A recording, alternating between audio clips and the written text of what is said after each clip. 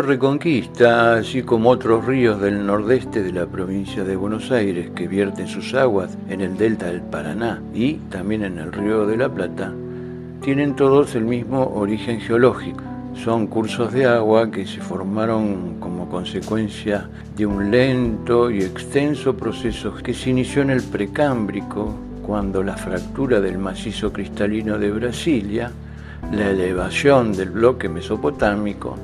y formación de las cuencas de los ríos Paraná y río Uruguay. A partir de la era primaria, sobre aquel basamento cristalino que se había fracturado y hundido, y que en Moreno se encuentra a unos 200 metros de profundidad, fueron acumulándose sedimentos de origen continental o marino, es decir, es como una gigantesca fosa rellenada de sedimentos más modernos. Hace unos pocos miles de años, una breve elevación de la llanura en el norte de la provincia de Buenos Aires, probablemente simultánea con el fin de la última glaciación, determinó que las aguas de esta cuenca que escurrían hacia el delta cobraran mayor energía,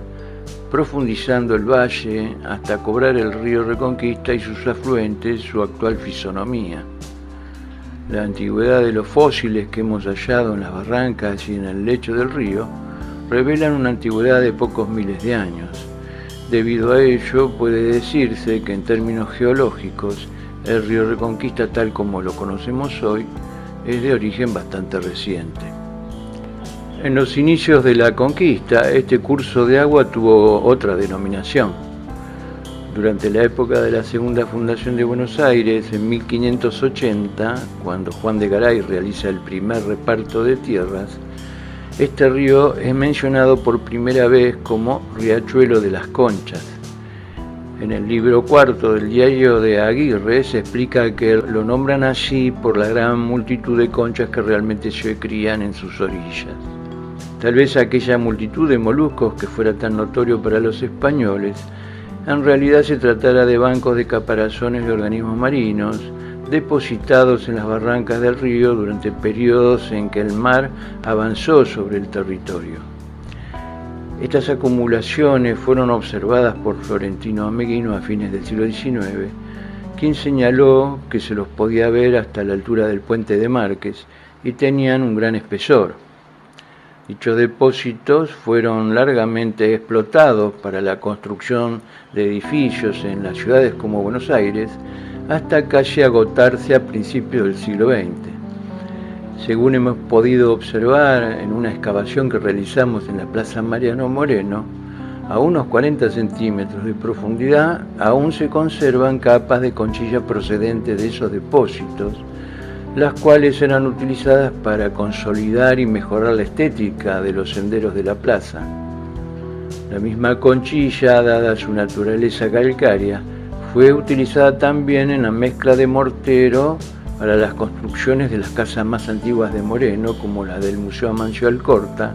que datan de 1836. El río de las Conchas cambia su denominación en 1954, cuando el gobierno provincial le impone el nombre de Río Reconquista, en homenaje a la reconquista de Buenos Aires durante las invasiones inglesas de 1806 y 1807, ya que en sus costas se produjo el desembarco de las fuerzas organizadas por Santiago Liniers y que posibilitaron liberar Buenos Aires de la ocupación británica.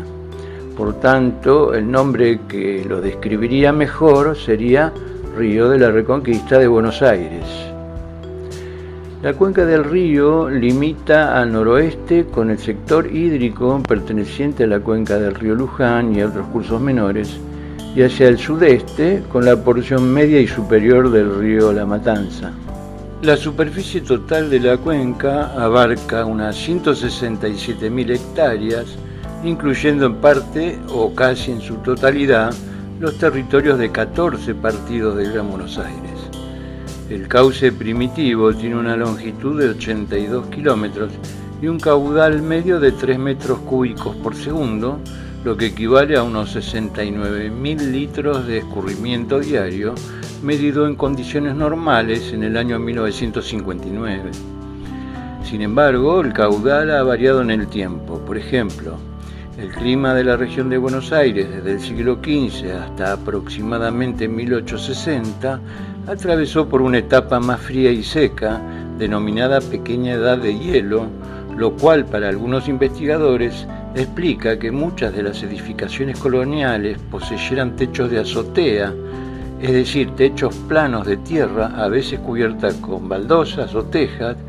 como originalmente poseían las edificaciones en la ciudad de Buenos Aires y las mencionadas casas de Alcorta en Moreno, que hoy son Monumento Histórico Nacional y Museo. Más tarde, con el aumento del régimen de lluvias,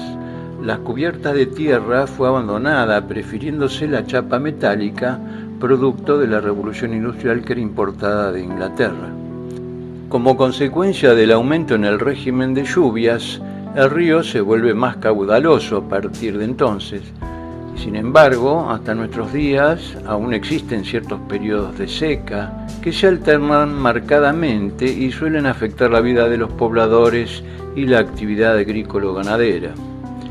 El cauce del río recibe agua de 134 afluentes, aunque algunos de estos con aportes muy escasos e intermitentes,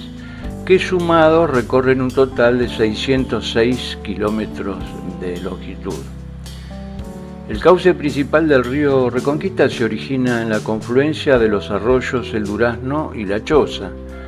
que es un paraje antiguamente denominado La Horqueta, que hoy está oculto bajo las aguas del lago, que ha formado la presa Ingeniero Rollero, inaugurada en 1971, que se construyó con el fin de mitigar los efectos de las inundaciones. Allí se encuentran los límites de los partidos de Moreno, Merlo, Marcos Paz y General Rodríguez. En cuanto a la calidad de las aguas del curso, el sector que posee mejores condiciones ambientales es el de la Cuenca Alta. Sin embargo, la calidad de las aguas de ese sector del río se mantienen en precario equilibrio,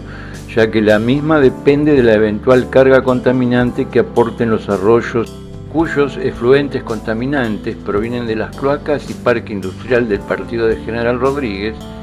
y que en su origen no poseen tratamiento adecuado. Estos efluentes amenazan con superar la capacidad de autodepuración que posee el espejo de agua formado por la presa, la cual viene funcionando impensadamente como una especie de planta de tratamientos de efluentes, lo cual explica que el agua del río en su primer tramo más abajo de la represa se mantenga en condiciones relativamente aceptables, al menos hasta las zonas más urbanizadas,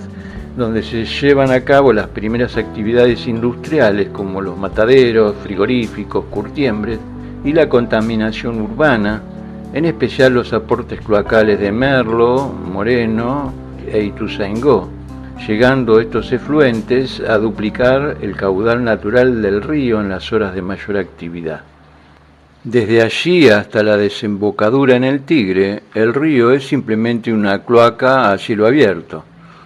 un simple canal de efluentes urbanos e industriales que al unirse con el río Luján, igualmente contaminado,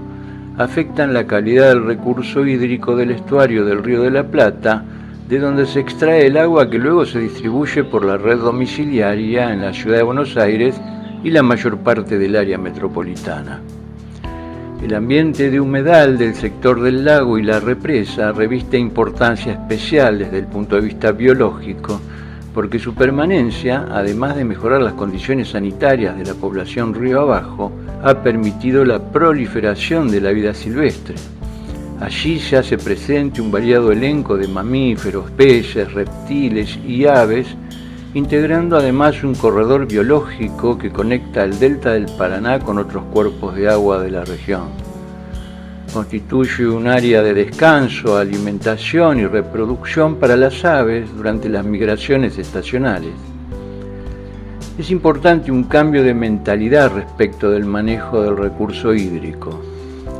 Durante más de un siglo han predominado políticas cuyo único objetivo ha sido el de escurrir el agua hacia el mar para evitar las inundaciones, pero llegará el tiempo en que se comprenderá el despilfarro que ello implica. El agua dulce, tan vital y escasa en otras regiones del planeta, deberá ser conservada y protegida. Pero de esto nos ocuparemos más profundamente en otro capítulo.